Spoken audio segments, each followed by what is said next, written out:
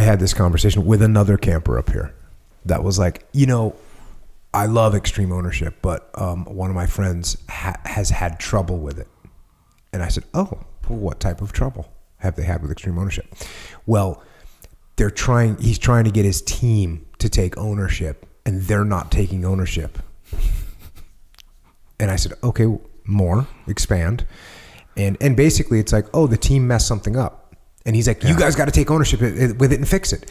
And that, in your mind, you're thinking, oh, I'm going to get them to take ownership. That's the problem. That's the problem. That's the problem. The real, just so everybody knows, the real thing that you do is you say, oh, I see that you guys failed on the project. I obviously let you down. I obviously didn't give you clear enough guidance. I didn't explain it to you well enough. I didn't give you the resources that you need. I didn't, and you don't say this part, I didn't micromanage you enough. Right, exactly. Because when you start saying, okay, I'm going to come in, I'm going to make sure we get that done. Hey, you know what? I only met with you 3 times over 3 weeks during that project. That's my fault. Now we're going to meet every day because I want to make sure that we're tracking. Yeah. And if you do that, you can will stuff to happen. I mean, you can make things happen through force of will. And so in that situation, you get down there, you're going to meet every day. You're going to check at the end of the day. You're going to make sure that we're making progress on the project that we're supposed to. And your team now goes, oh, damn, we don't want this. Bro, we got this. Back off. And then you know what they just did? They took ownership. Exactly. And you win. You know what I have to be very careful of, though, is because of the fragility of human resources, which are also in our culture, it's our family too, is saying the word failure, and I think the thing is, and where the transition happens is when you understand that, and what I'm trying to get like Amanda to understand is that extreme ownership it's not a game.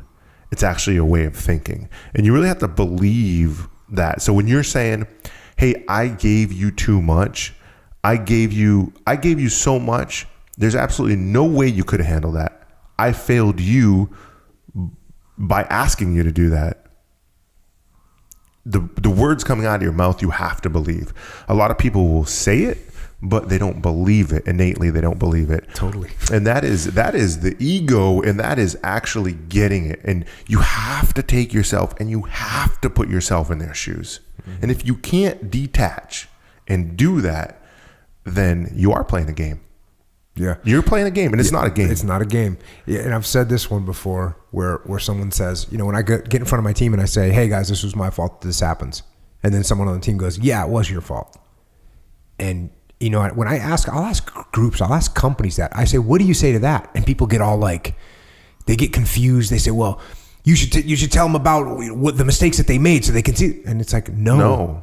What you actually say is when you say, hey, this was my fault, and they say, yeah, it is your fault. And you say, I know, that's what I just said. Yeah. It is absolutely my fault. Here's the mistakes that I made. Here's what I'm going to do to fix them so we do better next time. I usually just say, I won't let you down again. I'll make sure this doesn't happen. Yep.